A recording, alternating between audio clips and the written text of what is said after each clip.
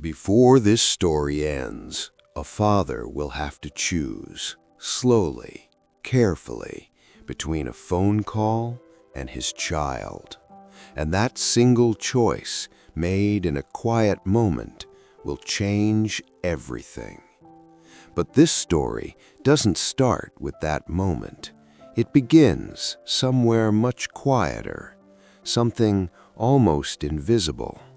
A child sitting alone at a kitchen table, waiting, not for toys, not for money, not for anything else, just for his dad.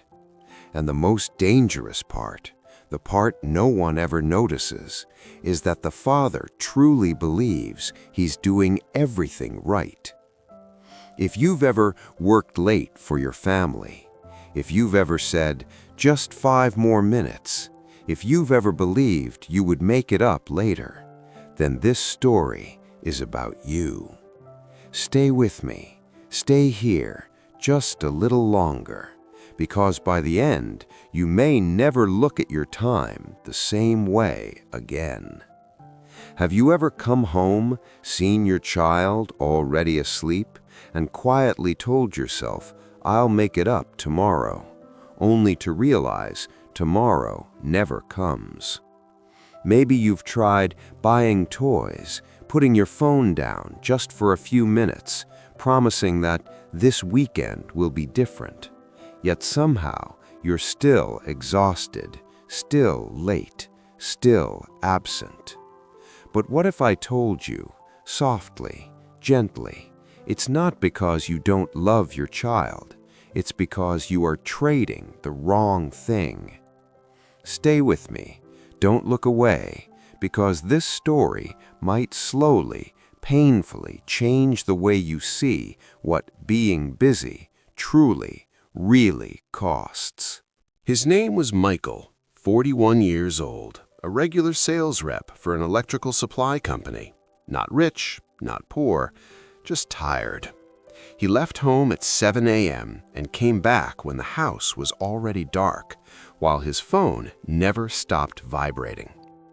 His son, Ethan, was 8, and Ethan ate breakfast alone, did his homework alone, because Michael was home but not really there.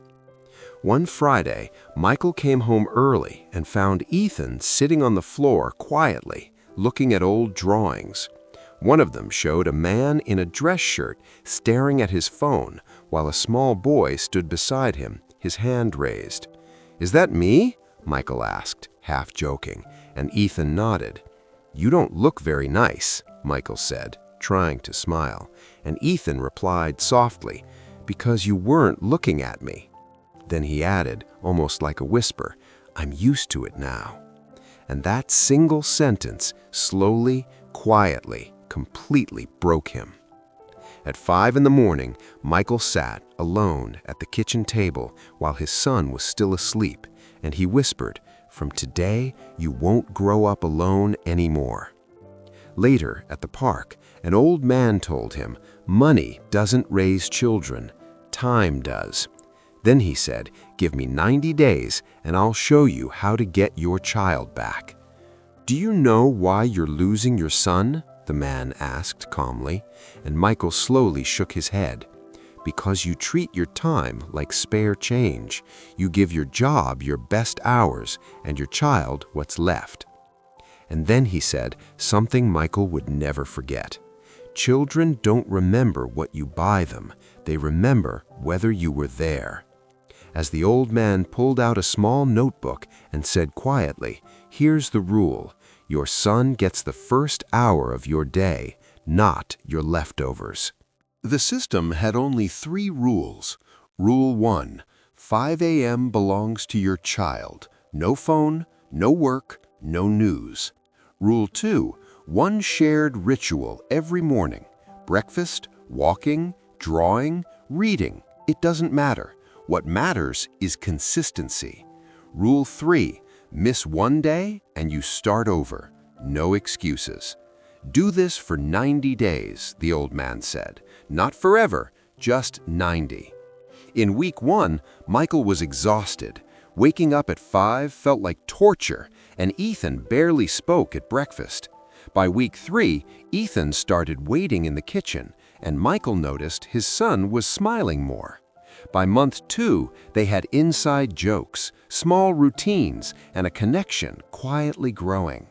By month 3, one morning Ethan said, "Dad, can we keep doing this even after 90 days?" And Michael almost cried. Michael wasn't richer, his job was still stressful, but his son now told him about school, about fears, about dreams, and the distance between them was gone.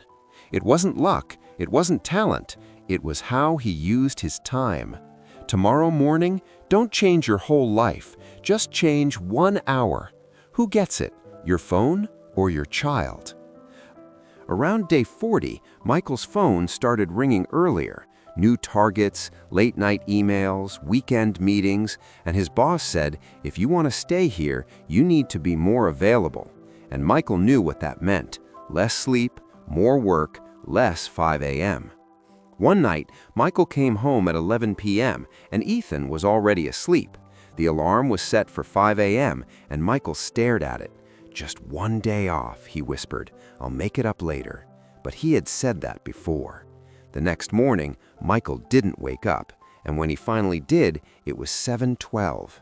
Ethan was already dressed, already quiet, and at breakfast, Ethan didn't sit down. And Michael said, "I'm sorry, just today." And Ethan replied softly, "It's okay, Dad. I know work is more important." And that sentence felt like a knife. So Michael went to the park where the old man was waiting, and he said quietly, "I failed." The man looked at him and said quietly, "No, you learned. Children don't leave when you're busy," he continued. "They leave when they stop expecting you." And Michael closed his eyes. That night, Michael deleted his work email from his phone. Then he went into Ethan's room and sat beside the bed and whispered, "I choose you," even if it cost him comfort, even if it cost him money. But the next morning, his boss called. "We need to talk about your performance." And Michael looked at the clock, 5 a.m. Then he looked at the kitchen where Ethan was waiting. Which would he choose? Michael's phone vibrated, his boss's name on the screen. And again, he looked at the clock, 5 a.m. Then at the kitchen where Ethan sat, swinging his legs, waiting. And Michael didn't answer. It rang again and again. He remembered all the mornings he had missed, all the laters, all the "I'm busy," and this was another one. Or maybe it could be the last. Michael pressed silent, then sat across from Ethan and asked softly, "Pancakes or eggs?" And Ethan blinked, then smiled. "Pancakes." An hour later, Michael called his boss. "I'll be late," he said. "For the first time in my life, I'm choosing my son." And there was a long silence before his boss replied, "We'll talk about this." And Michael knew what that meant. That morning, Ethan laughed louder than he had in years, and Michael realized something. Even if he lost his job, he had already gained something far more fragile, his son's trust. But that afternoon, Michael received an email, "Meeting, 3 p.m., mandatory." And he stared at the screen, wondering, had he just traded his future for one morning? At 3 p.m., Michael walked into the meeting room, his boss sitting at the head of the table, serious, quiet.